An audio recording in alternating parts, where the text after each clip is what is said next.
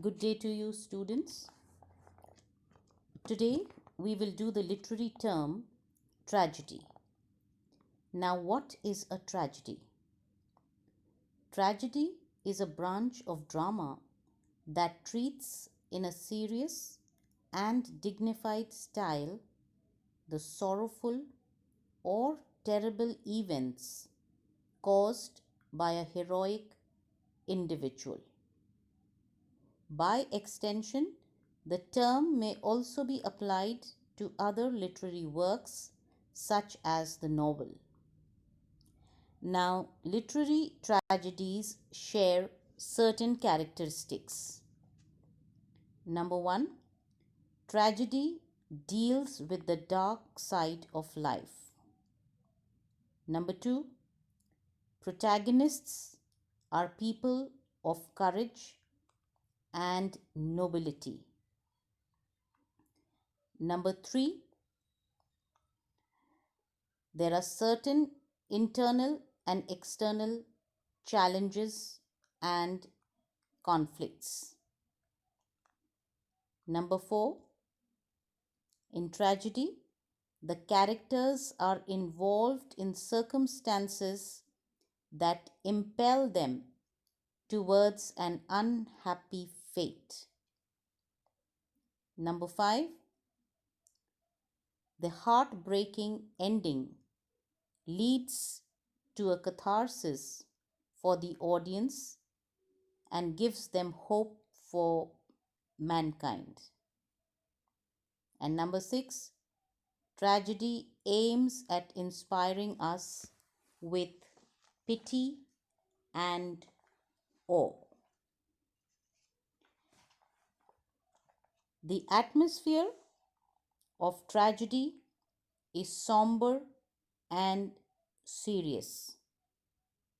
Tragedy purges the emotions through pity and terror, according to Aristotle's famous phrase.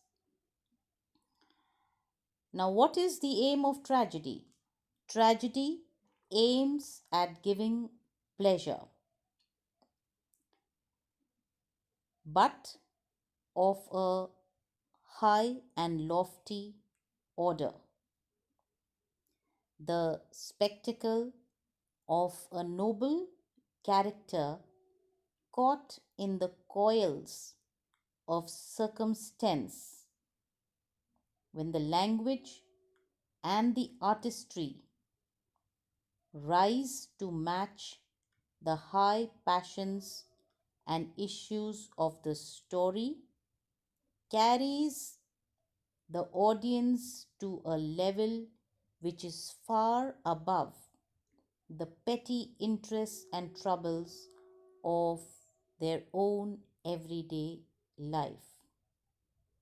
And after watching a tragedy, one therefore feels exalted and ennobled rather than distress. So, tragedy aims at giving pleasure. The purpose of tragedy is a purgation of the emotions. That is, tragedy purifies the feelings. The story in a tragedy is usually allowed to convey a moral, though it is sometimes stated at the end of the play by one of the characters. Even in the most tragic drama, wrong does not triumph, though right may have been overshadowed for a time. The wrongdoers are punished, and sometimes good comes out of evil. Now, you have Shakespearean tragedy of Macbeth prescribed in your syllabus. Now, Shakespeare wrote four great tragedies, namely Hamlet, Othello, King Lear, and Macbeth. Now, these may be studied under the headings of characterization and plot. The first we'll take characterization A. And under characterization, point number 1 is there is one key figure. So Shakespeare's tragedies are ultimately concerned with only one character, that is the hero whose fortunes are its real theme. And all the four chief tragedies are named after this principal figure. For example, you have Hamlet, Othello, King Lear, and Macbeth. They are named after the principal figure. And the theme of these tragedies is hatred and revenge, jealousy and suspicion, envy and ingratitude, and ambition and intrigue in the case of Macbeth. Point number 2, high status of the hero. Now, Shakespeare's tragic hero is not an ordinary mortal.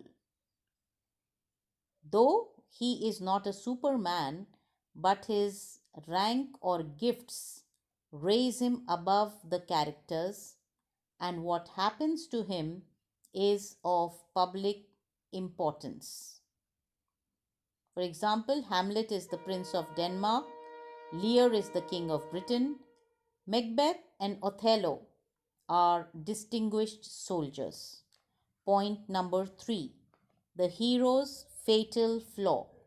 Shakespeare's tragic hero is a man of many noble qualities with one flaw that causes his ruin.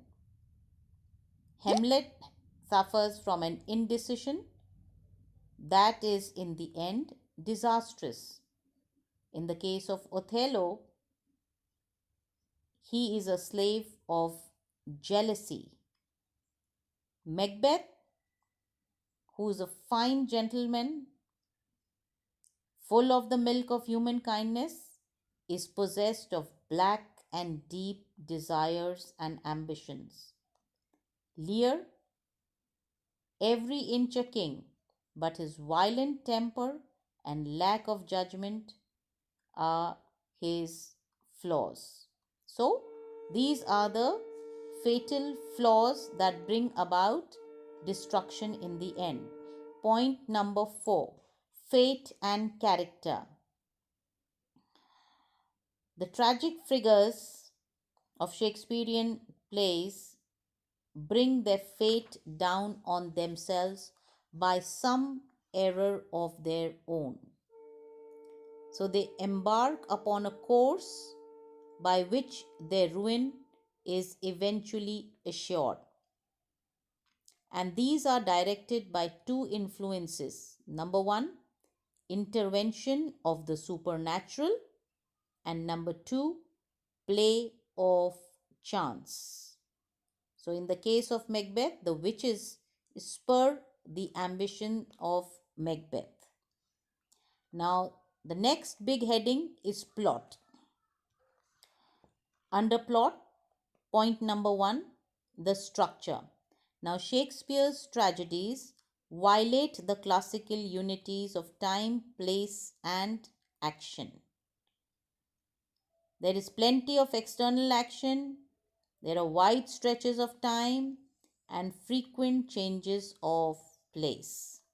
Point number 2, there is external and internal conflict.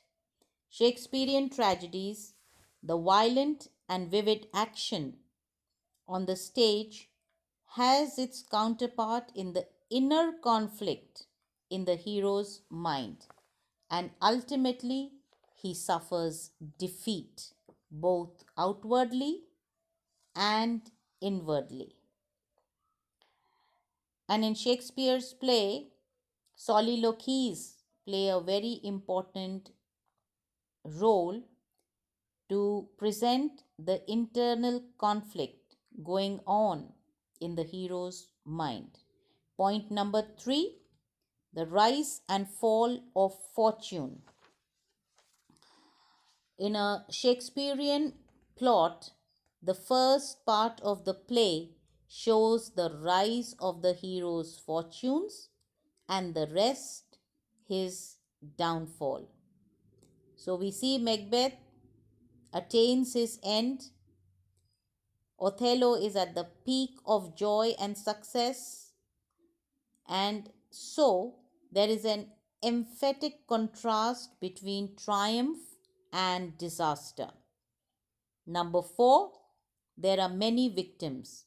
The hero is not the only person whose life is forfeited. In the last scene of Hamlet, it closes with 4 dead bodies. In Macbeth, Banquo, Lady Macduff and her son, and Lady Macbeth herself all die before Macbeth is brought to his account. Point number 5, there is an uplifting effect.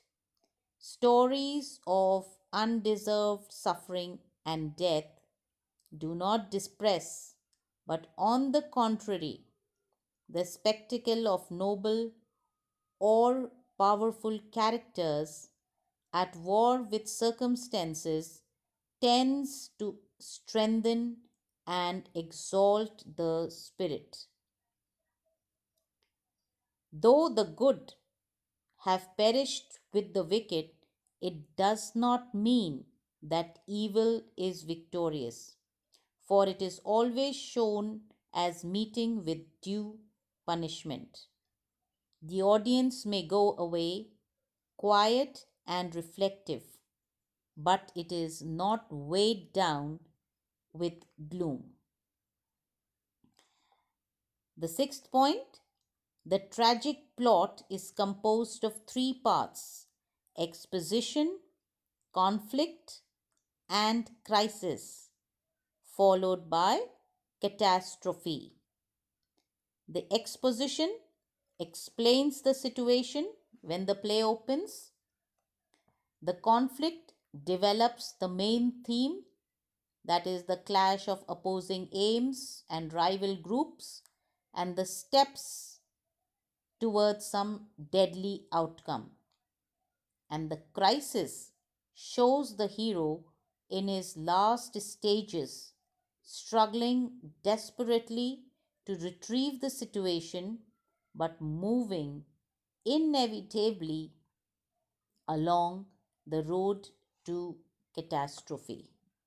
So, here finishes the literary term. We began with what is tragedy, the characteristics of tragedy, the atmosphere of tragedy, and the moral of tragedy, the aim of tragedy, the purpose of tragedy, and then we studied Shakespearean tragedies under the heading of characterization and plot.